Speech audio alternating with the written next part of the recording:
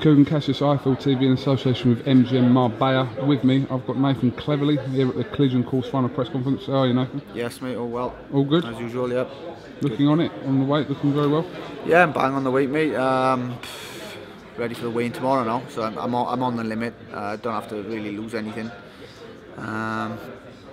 So just here now, press conference done. Let's get on with business now. First time you've obviously come with face to face with Valroi. He doesn't talk much English as interpretation from the translator, but seems confident to you? Yeah, he's a shorter, stockier type of cruiserweight, so I think his style he swings over the top. So he's going to try and catch me. You know, I'm going to stand up tall. He's going to try and catch me over the top. So it's important now. Keep a tight guard, chin down with this type of guy. Not get caught with sloppy shots. Yeah, he seems confident. So he's got nothing to lose. You know, he's come over, so he's going to give it everything he's got. But I can't afford no slip-ups now. It's vital that I win. I want to try and look good and move on. There was a kind of an awkward moment there where you and Bellew were put sort of not head to head, but sort of side by side for a photo, and it didn't seem like really he wanted to do it. Is it saying that you just weren't bothered about either way whether you did it or not? Yeah, well, I think it's a calm before the storm, really, isn't it? You know, it's like we both got business to do on Saturday first. So before, like, obviously it's collision course. The idea is for me and Bellew, we both win and we go on to get that fight on. But until business is done Saturday, you know, you can't really fully focus on it. So. Is it difficult where there is, like I said, a separate fight in the pipeline and you've got one right in front of you, which you have Saturday, and obviously you get press asking you question after question about that fight, and you think, well, hang on a minute, I've got this in front of me first. Can't be. It's like, you know, sometimes you're thinking one step ahead or one step too far, actually, when now and again you think, oh, you know, I've got business to do on Saturday first with this Argentinian. You know, it should be okay. You know, I should win. You know, I'm a clear favourite, but you never know in boxing. You never know. But ultimately, I'm very confident. I'm going to do the biz. Tony Bellew should do the business against his guy, and then we're going to get it on. And then you'll see fireworks. Then we'll be stood side by side on that stage, head to head, and we'll be kicking off. Interesting. We'll have to see what happens with that. Nathan, let me ask your opinion about something. Obviously, a big subject that's come about in the last 2 weeks is this whole fighters fighting abroad from here to America and wherever. There's been a flip side where people like Brian Rose obviously have gone out to travel. When you fought Kovalev, you had home advantage.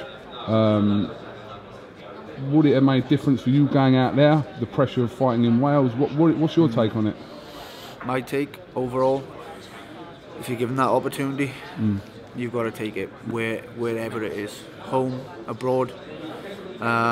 You just got to grab it. You know, boxing is a short career, mate, and you know, it's when you get that opportunity, it may never ever come back around again. You know, some people never get a world title opportunity.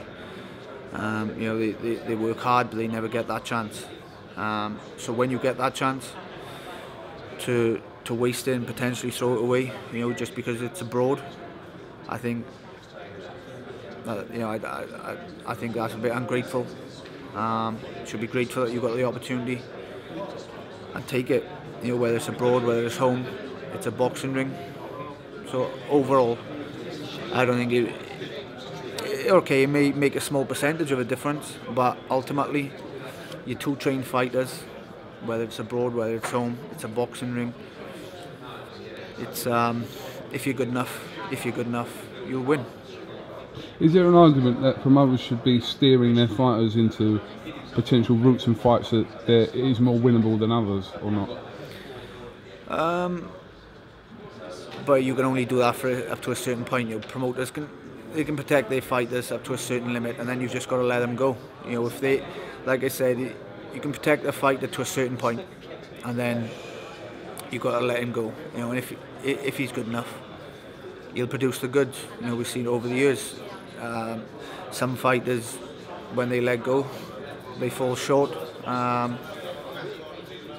Other fighters, they bring it back. So and those are at the end of the day, the cream always rises to the top, and if they've got it, if they're good enough, if they're prepared well, they'll bring it back wherever it is.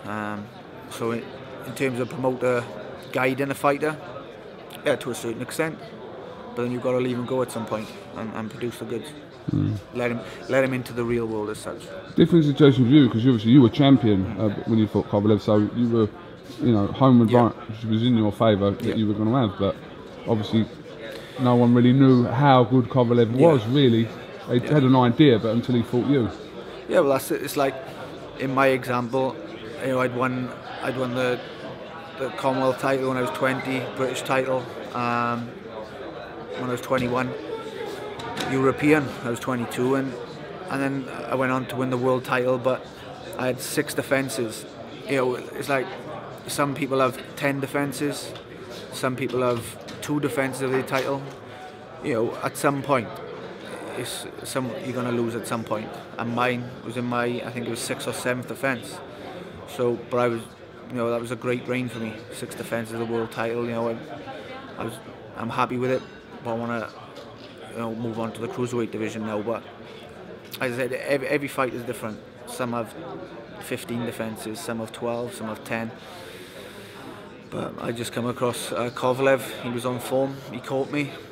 So be it. Let's move on. Indeed. All right, Nathan. Well, listen. We look forward to the weigh-in tomorrow, and then obviously Saturday night collision course fight night, and then after that, whatever happens, happens. So, thanks for talking to us. Nice one. Cheers, cool. Thank you.